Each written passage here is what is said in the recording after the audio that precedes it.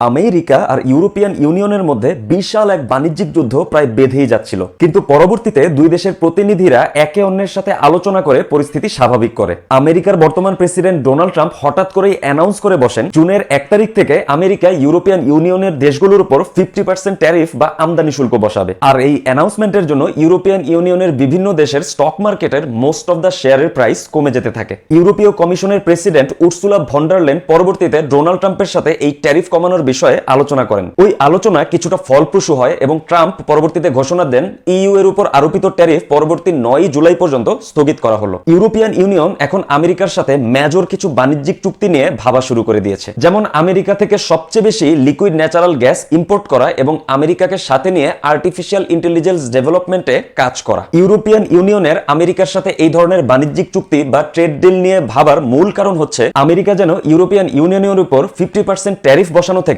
বিরত থাকে। এখন সবার চিন্তায় এই একটা বিষয় নিয়েই, আমেরিকা আর ইউরোপিয়ান ইউনিয়ন কি পারস্পরিক সাকসেসফুলি একটা ট্রেড ডিল করতে পারবে, নাকি জুলাইয়ের 9 তারিখের পর এই দুই অঞ্চলের মধ্যে নতুন করে কোনো বাণিজ্যিক যুদ্ধ শুরু হবে। আর এই ব্যাপারে আপনাদের কি মতামত তা কমেন্ট করে জানাবেন।